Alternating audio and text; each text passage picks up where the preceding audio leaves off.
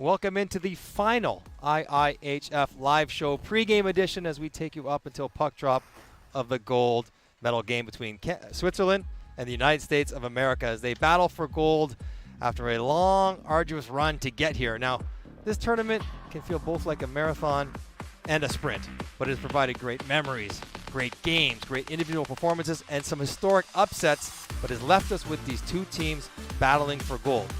Two teams that maybe have a little bit more in common than you think.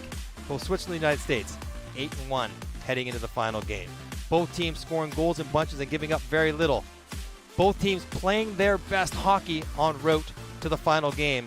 And maybe most importantly, both teams not having won gold in this tournament in what feels like an eternity. You think about Switzerland, a team over the last 15 years has shown themselves to be a perennial medal contender. But in the history of the country and the history of this tournament, they have never won gold. They've been here before. Just last year, they were in the final game, lost a heartbreaker to Czechia in winning a silver medal. But they're looking to take that final step and win gold for the very first time. A lot like the States, it hasn't never happened, but it was 1933 that the United States last won gold at the World Championship. We know how good the Americans are at producing players at the under-18, at the World Junior. But this group wants to show that they can play in this tournament and win it all and do it for the first time in 92 years. In fact, the last 12 semifinals the Americans had played in, they had lost. They've not played for gold. That's what's on the line here today. We're expecting a great game between U.S. and Switzerland. The United States is going to the gold medal game after a 6-2 win over Sweden. McComb walks in and shoots, scores! Jackson McComb with a rocket. Malgin walks in front, shoots, scores! And Switzerland will go to the gold medal game of the World Championship for the second consecutive year. Will face the United States for the gold. We could beat anyone in this tournament. It's only one game left now. Here's Beniers, he scored! What a shot! Fiala sends it, score! Tipped home by Niederreiter. Lundstrom with a chance, Wayman save, rebound, loose in front. And look at that from Rhea, back between the legs. Hazer cuts, shoots, and scores! That is a whistler. Standing in another final, get another chance, it's incredible. He scores! Absolutely stunning.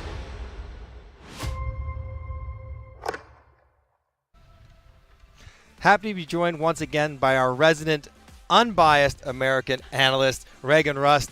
Reagan, USA Switzerland, how are you feeling right now? I'm a little nervous, I'm not going to lie. After watching that last game, I mean, it was a little back and forth for a second, but I think USA might have this one. I know I said Switzerland yesterday, but I'm not too sure anymore. Meaning it's probably going to be a close game. Now, if we're ever going to break down a final game, we're obviously going to start in net, in the crease. And two very different careers, two very different goaltenders. But right now, Switzerland's Leonardo Giannoni is putting together a historic run. He's got 4 shutouts in the tournament. He's riding a 3 shutout streak into the final game. How good do you think he'll have to be in this game for Switzerland to win? I mean, it's going to be a battle of the goalies, that's for sure. But he's been phenomenal throughout the tournament. The way that he plays the puck, he's so aggressive. Like, he'll stop it behind the net, then make the pass to start the breakout. He's not afraid to come out of his net. Very active stick around the front of his net. Also very aggressive because he trusts his team so much. They're going to take the rebounds away. They're going to take the backdoors away. He knows that he only needs to concentrate on that first save. But I do believe he'll be challenged more than he's been challenged the last few games where it's been pretty easy going for him. And in the other end, you had Jeremy Swayman, one of the real bright young star goalies in the NHL who had a miserable season after a contract situation to start the year in Boston. It just did not go well. And he came to this tournament to try to end his year on a good note. So far, so good. Yeah, I mean, he's been looking really good this tournament. He's looking more like his prior self to this year, and he's way more confident. So it's been pretty cool to see. It's amazing you say confident because you can see when Jeremy Swayman's on his game, he oozes that confidence. He does play with a certain degree of swagger and belief that a team would thrive on. You pick up on. You know when he's playing that well, and you can sense that he's on top of his game. And again, he's been excellent throughout. I think he'll have to be pretty good again this game as well because the margins are going to be very tight. Offense will be hard to come by against Switzerland, so you know the goals against will have to stay low for the United States. Now, So the goaltending, we know how that's going to shake out. And there's a lot of NHL stars in this game, but for Switzerland, the dynamic duo of Dennis Mulligan and Sven Andrighetto, they have been terrific in this tournament, maybe surprisingly offensive leaders for Switzerland. They play together in Zurich. One won the Champions League MVP, one won the playoff MVP. They won the playoffs, they won the Champions. They've done a lot of winning, and in this tournament, they've done a lot of scoring. What makes them so good together? They just know where each other are. It's like they could close their eyes and make the pass. It's actually been really amazing to see how they can connect from all different angles around the ice, whether it's below the goal line, whether it's entering into the zone, or just finding somebody on the power play. They are good at it. They are. They play a lot. They play in all the situations on the power play. It's interesting that Mulligan, traditionally a scorer, has become very much a setup guy in this tournament. And Andrighetto, who's a bit of a two-way guy, has become very much the scorer. But it's working for them right now. They're hopeful that it can work for one more game because they will need some offense because the U.S. has a whole bunch of really good players. And one of the underwriting stories of this entire tournament were players playing for their countries hoping to put their best foot forward perhaps for next year's Olympics. And the Americans have a couple really talented players in that boat, both Tage Thompson and their captain, Clayton Keller, looking to maybe earn a spot on next year's Olympics team by playing well, and they are right now. What kind of challenges those two present to Switzerland to try to defend? I mean, for them already, they bring the leadership. They're pretty composed, as we've seen throughout the tournament so far, and I think if Tage can keep doing what he does, whether it's playing, maybe helping out at center, maybe helping out a wing, he's pretty versatile, or whether it's Clayton Keller just being able to be that two-way player.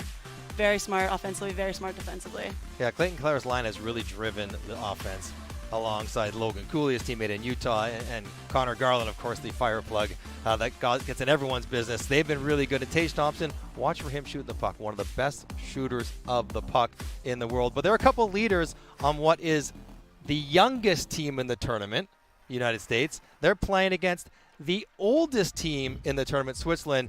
And when you have someone on your team who is 41 years old, as Andreas Ambul is, the average age, of course, is going to go up.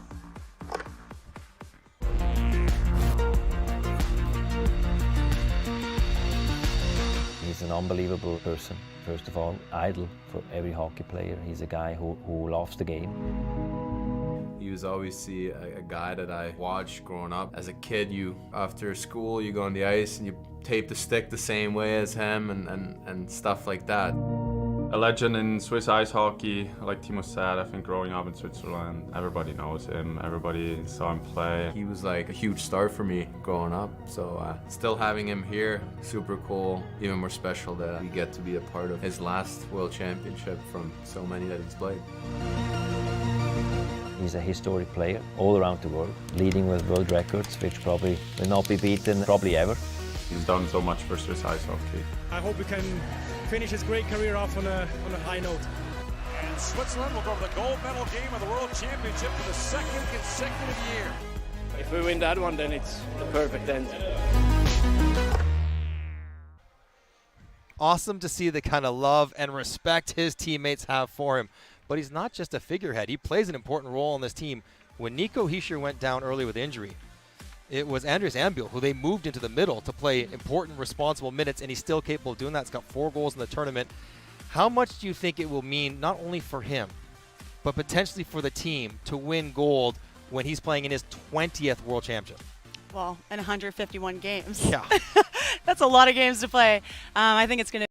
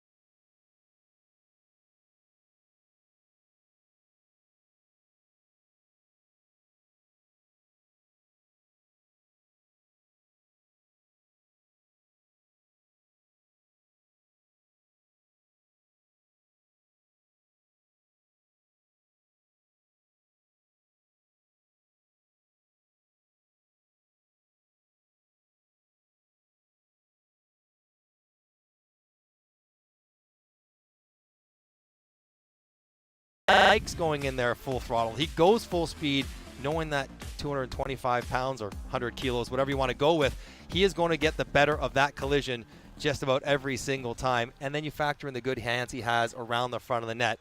And when he plays for Switzerland, he knows that can be a bit of a bully, can be a bit of a big guy on the ice. And I think the way he drags his team in the fight and then the skills that he has against an American team that has big defenders, strong defenders, they might need some of that pushback that he can provide. Yeah, someone that can drive wide, get it to the net, maybe even get some shots through, go into the corners in the battles when maybe some people are feeling a little bit tired towards the end of this. But, I mean, I think they're going to put it all on the line. Yeah, and that presence in front of the net. Getting in front of Jeremy Swayman where he can plant himself and say, you're not moving me. I'm comfortable. We're going to stay here.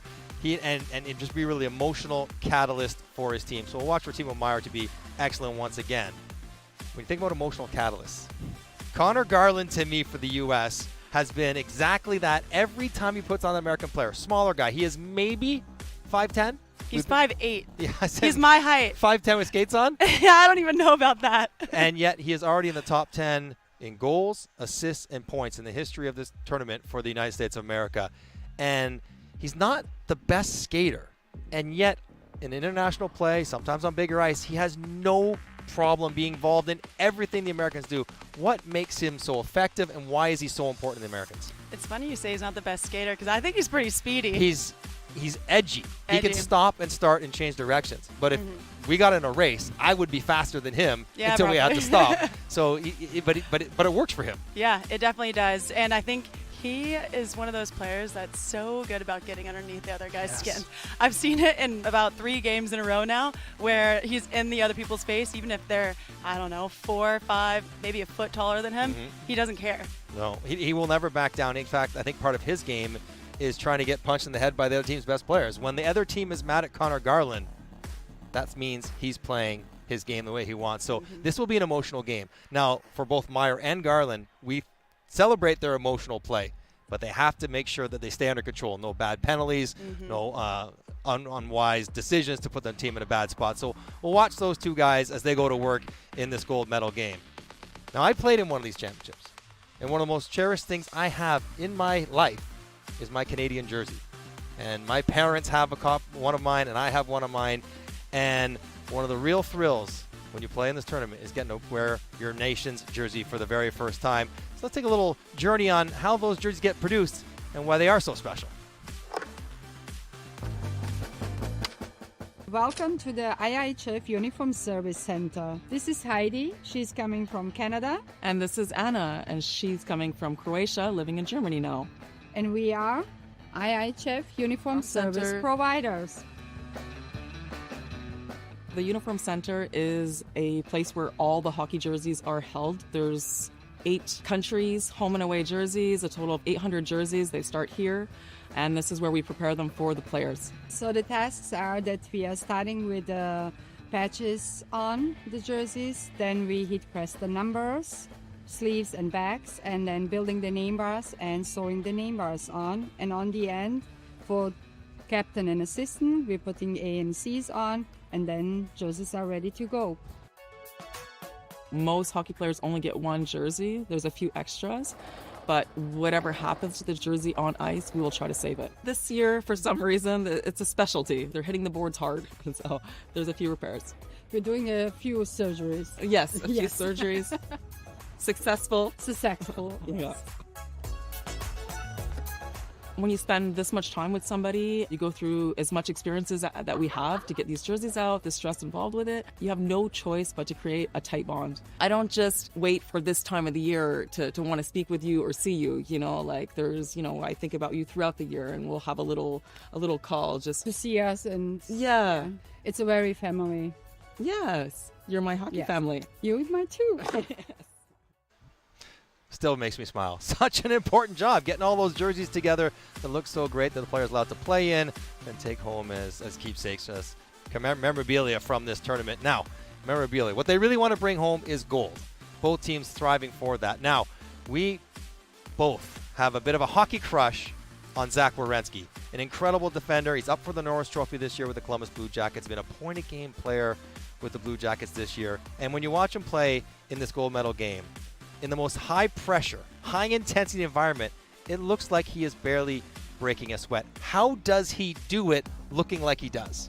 I wish I knew. Honestly, he has been so calm throughout the entire tournament, and you can even see it too when he's on the blue line, especially on the power play. So if I was Switzerland, I would not go in the box against him and in that first power play unit.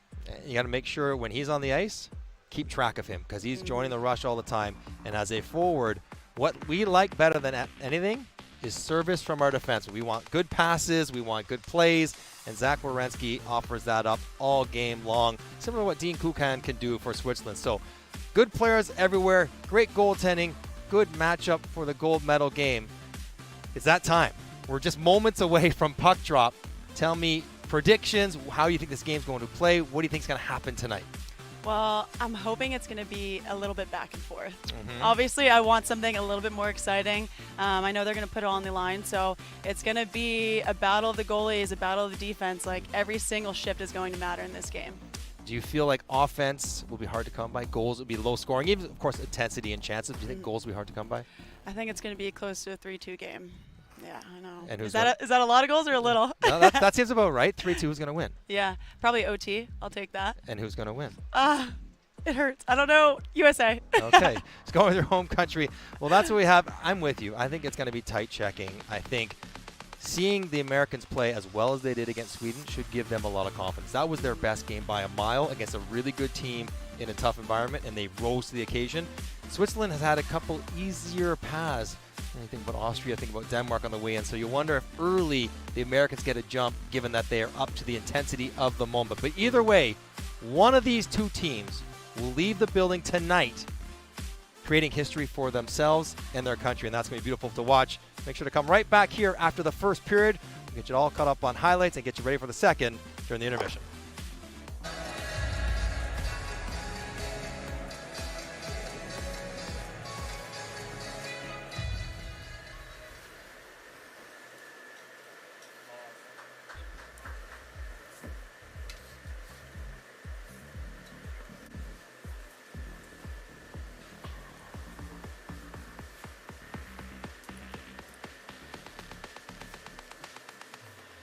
Whatever it takes, stick together. And the last thing is we've got to believe. Okay? Every guy is in here believing in it. Okay? We believe in it, and we come in, shift in, and shift up. Okay? Here we go. Kels, Cool, G, Z, Comer, Sway's kick. Let's go here.